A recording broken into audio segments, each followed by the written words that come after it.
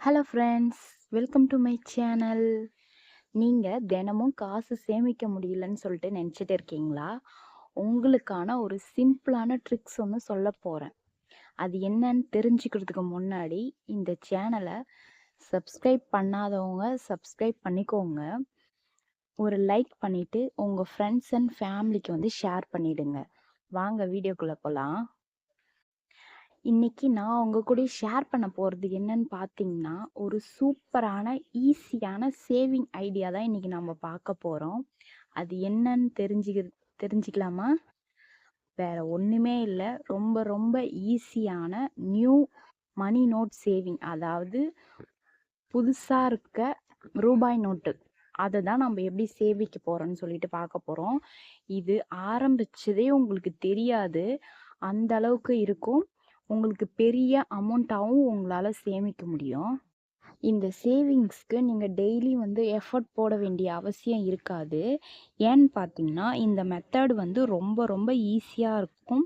நீங்கள் வந்து டெய்லியும் வந்து சேமிக்க போகிறது கிடையாது. எப்போ உங்கள்கிட்ட புது நோட்டு கிடைக்குதோ அப்போ மட்டும்தான் நீங்கள் சேவ் பண்ண போகிறீங்க. சப்போஸ் ஒன் டைம் வந்து ஏடிஎம்மில் வந்து நியூ நோட் வரும், சில டைம் வந்து சேலரியில் வரும். அது மாதிரி நியூ நோட் எப்போல்லாம் உங்களுக்கு கிடைக்குதோ அப்போ மட்டும்தான் நீங்கள் சேவ் பண்ண போகிறீங்க. நியூ நோட் வந்து ரெகுலராக கிடைச்சிடாது.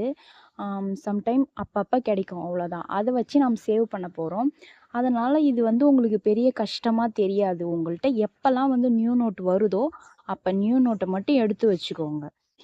இது வந்து டெய்லியும் நம்ம ஸ்பெண்ட் பண்ணி நம்ம சேவ் பண்ண போகிற அளவுக்கு இது இருக்காது. ஏன்னா நம்மள்ட்ட கிடைக்கிறப்ப மட்டும்தான் நம்ம பண்ண போகிறோம்.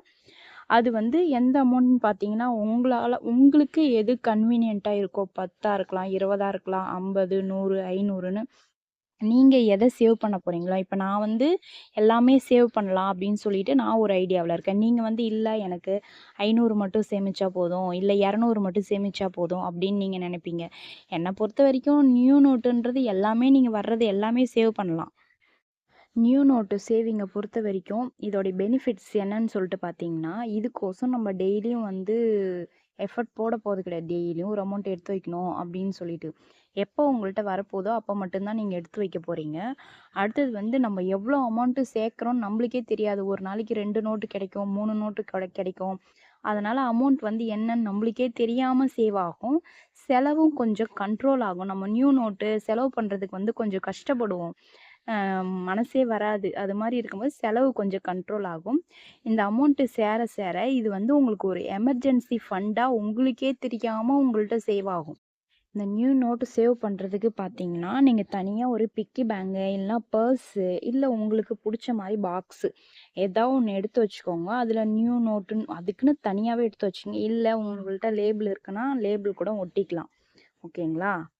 அது டெய்லியும் வரும்போது பார்த்தீங்கன்னா, இப்போ உங்கள்ட்ட நியூ நோட்டு வருதுன்னா, அத எடுத்து அந்த பாக்ஸில் போட்டு வச்சுருங்க. அது வந்து எந்த விஷயத்துக்கோசம் அத டச் பண்ணவே கூடாது.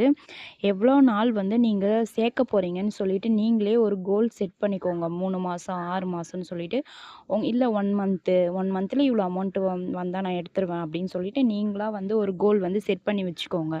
நீங்க எப்போ முடிவு பண்ணியிருக்கீங்களோ, அப்ப வந்து அந்த அமௌண்ட் வருதுன்னா, நீங்க வந்து அத ஓப்பன் பண்ணி, நீங்க அத என்ன செலவு பண்ணணுமோ பண்ணிக்கலாம்.